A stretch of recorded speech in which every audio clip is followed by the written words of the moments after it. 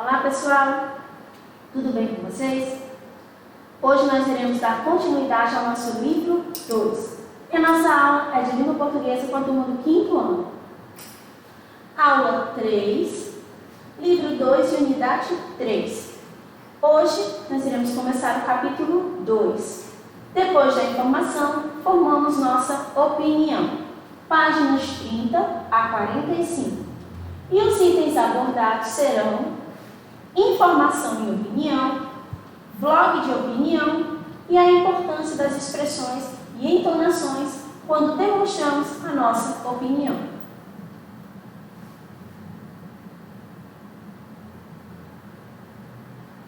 Bom, as nossas atividades. Lembrando que as atividades estarão disponíveis na agenda eletrônica. Nós vamos dar uma olhada. Para entender o texto, páginas 33 e 34, Mão na Massa, página 37, RA. Gente, o RA no livro físico é na página 35. Já no livro digital, o objeto digital correspondente a esse RA está na página 34. Bom, a primeira coisa que o nosso livro aborda é a questão da informação e a opinião, a diferença entre elas. Vamos lá. Bom, no caso aqui, a informação é a mensagem que proporciona conhecimento sobre um fato ou assunto. E a opinião é o que determinada pessoa pensa sobre um fato ou um assunto. Ou seja, a informação é o quê? É um conhecimento que está chegando a mim, algo que está sendo informado, está me mostrando algo. E a opinião é o que eu penso sobre um determinado assunto, certo? Para que vocês possam entender um pouco melhor, eu vou trazer as diferenças entre dois tipos de texto, os textos informativos e os textos de opinião. Assim vocês conseguirão entender melhor a diferença entre informação e opinião. Bom, vamos começar pelo texto informativo. Definição do texto informativo. São textos que visam informar e ensinar, transmitem conhecimento, dados, e conceitos sobre um determinado tema. Então, a função, o que é um texto informativo? A definição dele é um texto que vai te informar alguma coisa, ou alguma coisa que irá acontecer, ou algo que já aconteceu. Então, a função desse texto, ele é um texto que tem o objetivo de informar alguma coisa. Características. Vamos para as características do texto informativo. Primeira característica, é escrito em prosa, ou seja, é um texto escrito em parágrafos. Não é aquele texto em que você tem versos e estrofes. Então, você tem prosa, parágrafos, tá? Utiliza a terceira pessoa. Pessoal, se ele vai informar algo que aconteceu ou acontecerá, ele, terceira pessoa, porque ele não irá participar dessa notícia, ele está informando algo que aconteceu, então é ele ou ela. Fornece informações verdadeiras e objetivas. Gente, o texto informativo, ele vai trazer sempre informações verdadeiras, ou seja, relacionado a quê? Verdades. E objetivas, porque ele tem o objetivo de informar, então ele sempre será bem objetivo no seu propósito. Gente, outra coisa, quando a gente fala de informações verdadeiras, os alunos têm um costume, quando a gente pede para fazer um texto, eles falam assim: ah, professora, mas isso não aconteceu comigo, então não é verdade. Mas nesse caso das redações escolares, essa veracidade dos fatos está o quê? Relacionada a algo que possa acontecer, tá bom? E não o que realmente aconteceu. Isso em redações escolares. Por exemplo, você não vai contar que você estava caminhando na rua e encontrou com o extraterrestre, porque isso não é possível de acontecer, não nesse momento. Então, essa informação, por mais que seja você criando, ela tem que ser uma informação que possa acontecer. Na próxima característica, linguagem formal. Quando nós falamos de linguagem formal, está relacionada ao quê? Normas da língua portuguesa. Nada de estar utilizando gírias, então aquelas coisas que nós falamos no dia a dia. Não expressa opiniões pessoais. Gente, o texto informativo ele tem a função de informar alguma coisa. E ele não vai trazer a sua opinião, porque você não tem que opinar sobre aquilo. Tá? A gente chama até que ele é impessoal, porque eu não dou a minha opinião pessoalmente. O que eu faço? Eu só vou informar algo que aconteceu ou acontecerá. Apresenta citações, fontes, dados e pesquisas de forma a provar a sua credibilidade. Gente, olha só, em alguns textos informativos, como a reportagem, por exemplo, eu vou informar às vezes sobre um assunto e eu quero que as pessoas realmente acreditem no que eu estou falando. Com isso, eu trago dados de coisas que aconteceram relacionadas ao meu assunto. Ou eu posso trazer uma citação, ou seja, algum especialista da área que falou sobre aquilo, para que as pessoas deem mais credibilidade ao meu texto.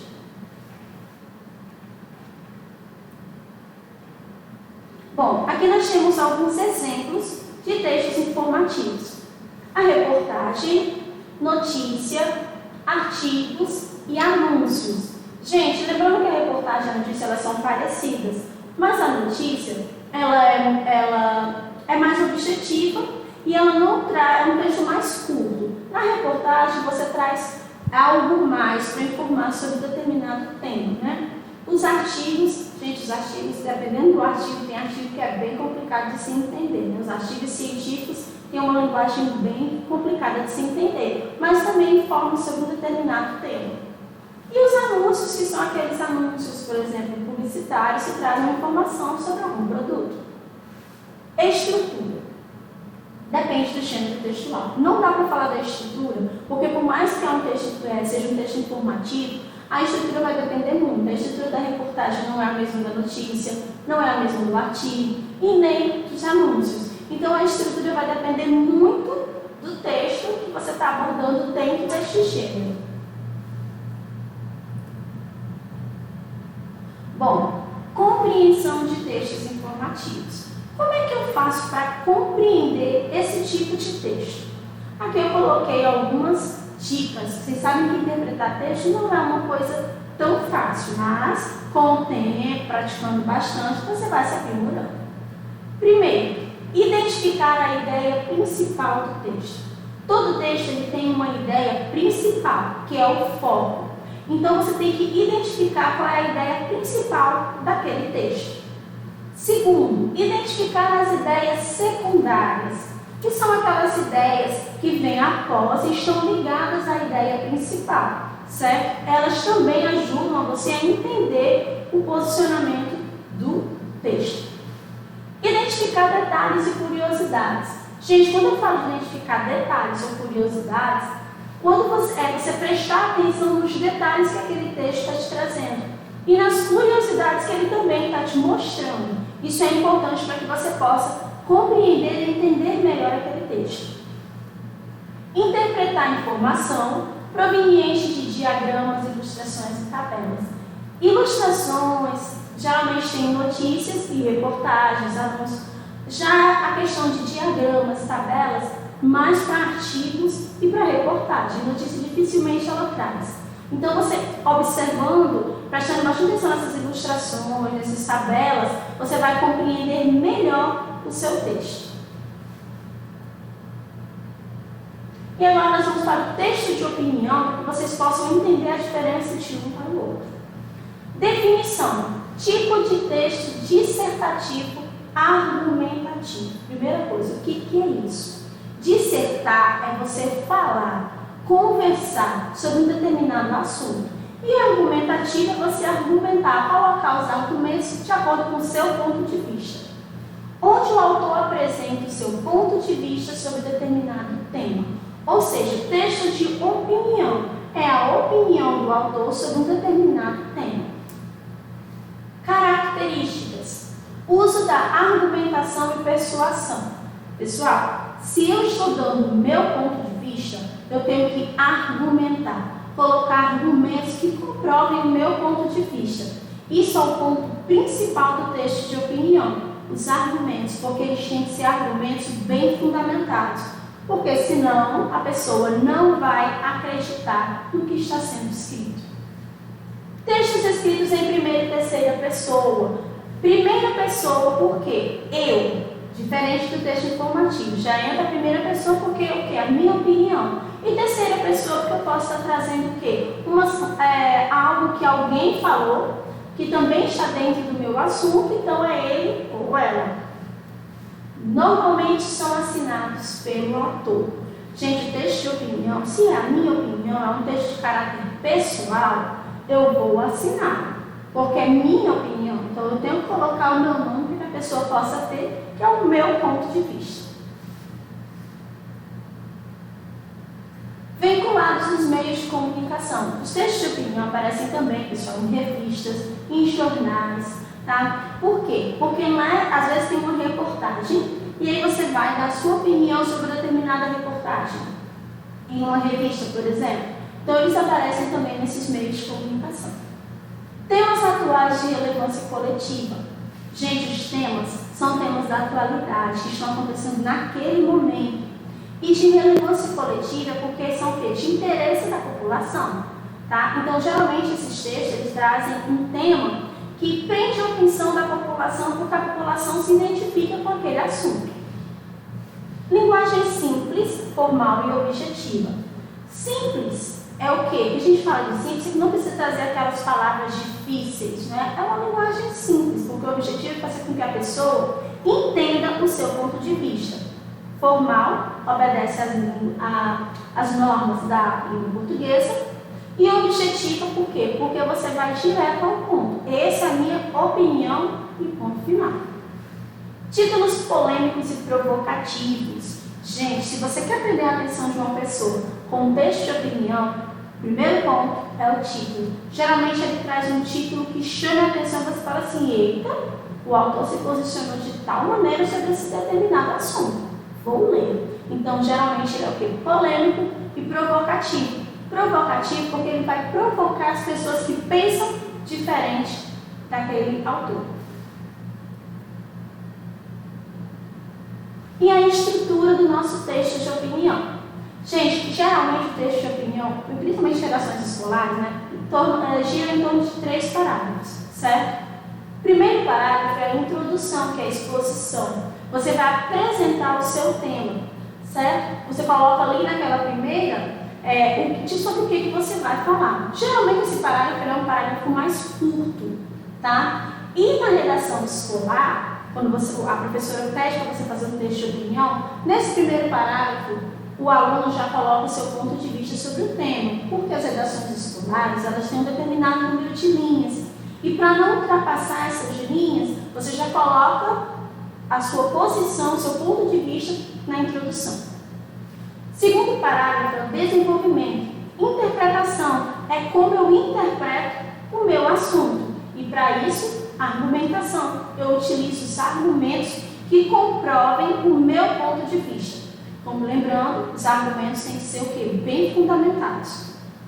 E por último, a conclusão, que é um parágrafo também curto. Já o desenvolvimento é onde tem a maior parte do teu texto, né? Pode ser 2, 3 parágrafos. Na conclusão, você tem uma sugestão, uma apresentação de ideias para solucionar os problemas sobre o tema. Gente, a conclusão, ela não é um parágrafo muito simples de se fazer. Todo mundo acha que o mais difícil é o desenvolvimento, que você tem que argumentar, trazer argumentos para comprovar. Mas a solução, ela também não é tão simples, porque tem que ser uma solução que realmente possa resolver aquele problema. E aí é onde está a dificuldade, né? Arranjar uma solução que resolva o problema. Porque geralmente o aluno ele traz uma solução que é uma coisa muito básica. Por exemplo, se eu estou falando sobre violência, aí o aluno fala assim, temos que acabar com a violência. Isso nós sabemos, mas isso é uma solução? Não, não é. Isso é um pensamento óbvio, mas não é uma solução. Então, esse parágrafo também ele é um pouco mais complicado de se fazer. Tá bom? Então, presta bastante atenção. E aqui, gente, nós temos o nosso livro digital, página 31, um texto de opinião que foi publicado na internet. E nesse texto de opinião, está na internet, não é isso? É um vídeo porque os jovens estão em greve pelo clima. Então, ele é um texto que traz o quê? Uma determinada opinião sobre a questão do clima e vai explicar por que esses jovens estão o quê? Fazendo esse movimento, essa greve em prol do clima. Leiam que é bem interessante. Bom, aquele nosso texto, lá, que a gente acabou de ver, ele traz um movimento chamado Fridays for Future. O que isso quer dizer? Bom, é um movimento popular iniciado em agosto de 2018 pelas jovem sueca Greta Thunberg, de 16 anos. Tá? Isso aqui, para você saber mais, conhecer a história dessa moça, dessa jovem, na página 34 do livro digital. Gente, para quem não sabe, a Greta, ela, ao voltar das férias, né, após o verão, em que na Suécia foi muito quente, ela resolveu protestar sobre o clima, porque nesse período foi bem próximo às eleições. Então ela fez uma manifestação a favor do clima, né, protestando com as mudanças climáticas, porque tinha sido um verão muito quente. E ela criou esse movimento chamado Fridays for Future, ou seja, sextas-feiras pelo futuro. O que isso quer dizer? Toda sexta-feira ela se reúne para protestar. E isso foi se espalhando pelo mundo inteiro. Então, todas as sextas-feiras, em vários lugares do mundo, as pessoas se reúnem para protestar sobre a questão do clima. Ela conseguiu criar um movimento muito grande. Inclusive, tem um site, se você colocar esse nome, você vai conhecer o site. E nesse site conta toda a história do movimento, como eles fazem para se reunir. É bastante interessante. E o nosso próximo assunto é o vlog, certo? Na página 35 tem falando um pouco sobre o vlog de opinião, né? O que é um vlog, gente? Aqui está falando o seguinte: sites compostos principalmente de vídeos e atualizados regularmente e ficam em plataformas como o YouTube, né? No caso, YouTube. Então, gente, o vlog, o que ele é? Ele é como se fosse um blog. Vocês lembram do blog, que é aquele site que você entra e a pessoa vai contando a vida dela? Só que diferente do blog, o vlog ele utiliza vídeos. O blog utiliza o quê? Textos. Então no vlog você entra e você vai ter assuntos de interesse das pessoas, né? Só que em forma de vídeo. E aqui embaixo ele dá uma sugestão. Procure blogs e canais de vídeo sobre assuntos de seu interesse e mantenha-se bem informado para construir os seus pontos de vista. Ou seja, quando você procura um vlog sobre assuntos do seu interesse, você vai, às vezes, pode até mudar ou então comprovar o seu ponto de vista sobre determinado assunto. Existem várias pessoas que fazem, né? Exemplo, o Felipe Neto, né? Que muito aluno gosta, Felipe Neto, Lucas Neto, eles fazem vlog. O Whindersson Nunes também faz bastante vlogs, é bem interessante. Bom, e aqui eu coloquei para explicar também para vocês que o vlog é uma espécie de blog em vídeo. Ou seja, o produtor de conteúdo, vlogger ou blogueiro, escolhe alguns temas, faz produções audiovisuais a respeito deles e publica na web, em um espaço próprio. Ou seja, a primeira coisa que eles fazem é criar um canal. E através desse canal, eles vão publicando esses vídeos, certo? Ao invés de você escrever, como é o caso do blog, você publica vídeos, que são vlogs. E aqui, gente, é o seguinte: importância das expressões e entonações quando demonstramos a nossa opinião. E aí tem um texto com várias carinhas mostrando, né, como é que eles se sentem com relação a esse texto. Na página 36 do livro digital. Esse conteúdo, pessoal, está relacionado ao quê? Expressão e entonação. Entonação está relacionada ao tom de voz. E a expressão é o quê? Como você está demonstrando através do seu rosto. Isso é muito importante, porque isso fica difícil de verificar em um blog.